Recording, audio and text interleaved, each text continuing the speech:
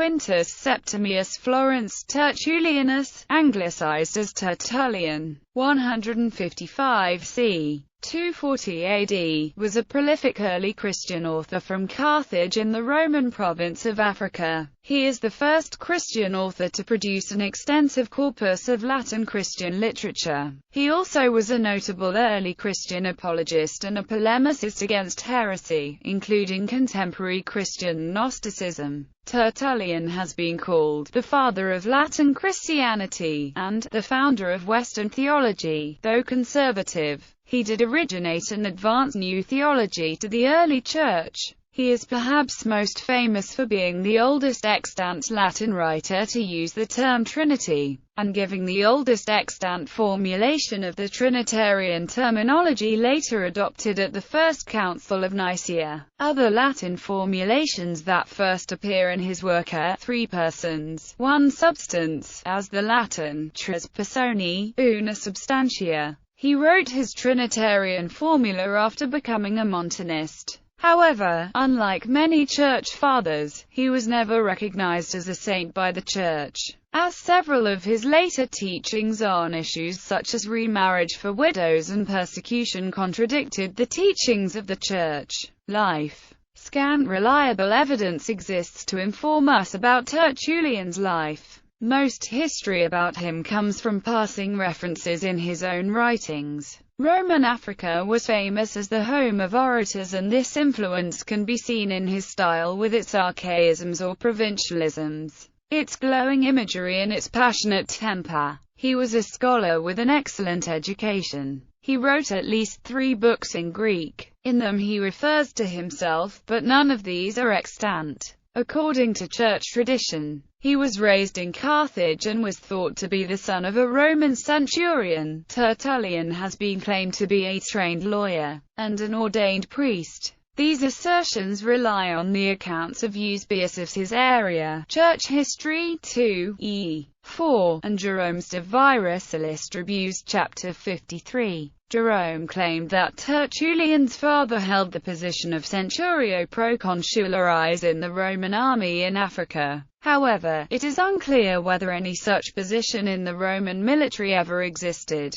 Further, Tertullian has been thought to be a lawyer based on his use of legal analogies and an identification of him with the jurist Tertullianus, who is quoted in the Pandects. Although Tertullian used a knowledge of Roman law in his writings, his legal knowledge does not demonstrably exceed that of what could be expected from a sufficient Roman education. The writings of Tertullianus, a lawyer of the same cognomen, exist only in fragments and do not denote a Christian authorship. Finally, any notion of Tertullian being a priest is also questionable. In his extant writings, he never describes himself as ordained in the Church and seems to place himself among the laity. His conversion to Christianity perhaps took place about 197 to 198. But its immediate antecedents are unknown except as they're conjectured from his writings. The event must have been sudden and decisive, transforming at once his own personality. He said of himself that he could not imagine a truly Christian life without such a conscious breach, a radical act of conversion. Christians are made, not born. 2 books addressed to his wife confirm that he was married to a Christian wife.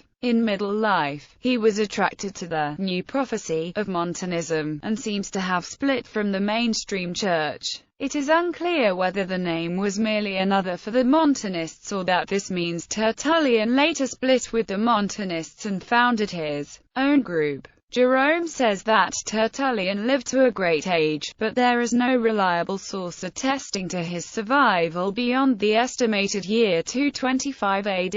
In spite of his schism from the Church, he continued to write against heresy, especially Gnosticism. Thus, by the doctrinal works he published, Tertullian became the teacher of Cyprian and the predecessor of Augustine, who, in turn, became the chief founder of Latin theology. Writings. General character. 31 works are extant, together with fragments of more. Some 15 works in Latin or Greek are lost, some as recently as the 9th century. Tertullian's writings cover the whole theological field of the time: apologetics against paganism and Judaism, polemics, polity, discipline, and morals, or the whole reorganization of human life on a Christian basis. They gave a picture of the religious life and thought of the time which is of the greatest interest to the church historian. Chronology and contents. The chronology of these writings is difficult to fix with certainty.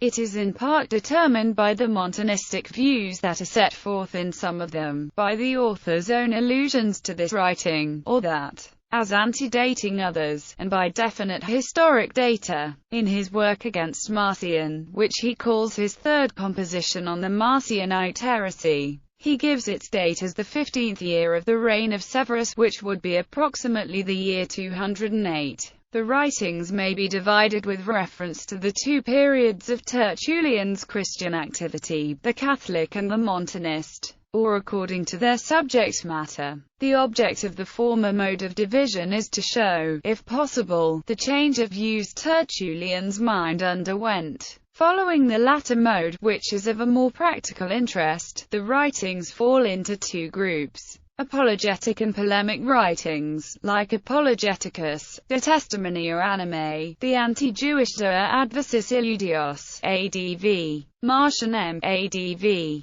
Praxem, ADV, Hermogeneem, De Praescriptione Hereticorum, and Scorpius were written to counteract Gnosticism and other religious or philosophical doctrines. The other group consists of practical and disciplinary writings, e.g., De Monogamia, Aduxorm, De Virginibus Volandis, De Cultu Feminarum, De Patientia, De Pudicitia, De Oratione, and Ad Martyras. Among his apologetic writings, the Apologeticus, addressed to the Roman magistrates, is a most pungent defense of Christianity and the Christians against the reproaches of the pagans, and an important legacy of the ancient Church, proclaiming the principle of freedom of religion as an inalienable human right and demands a fair trial for Christians before they are condemned to death. Tertullian was the first to disprove such charges as that the Christians sacrificed infants at the celebration of the Lord's Supper and committed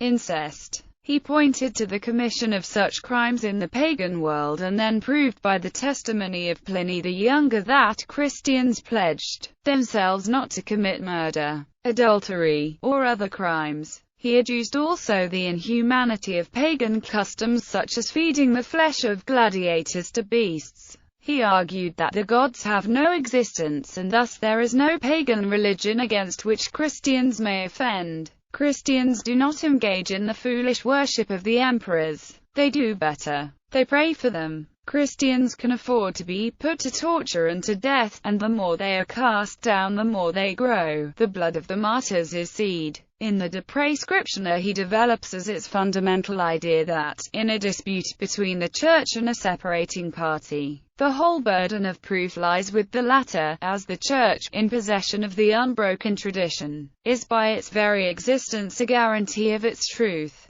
The 5 books against Marcion, written in 207 or 208, are the most comprehensive and elaborate of his polemical works, invaluable for gauging the early Christian view of Gnosticism. Of the moral and ascetic treatises, the De Patientia and De Spectaculis are among the most interesting, and the De Pudicitia and De Virginibus Volandis among the most characteristic. Tertullian has been identified by John McNamara as the person who originally invested the consecrated virgin as the bride of Christ, which helped to bring the independent virgin under patriarchal rule.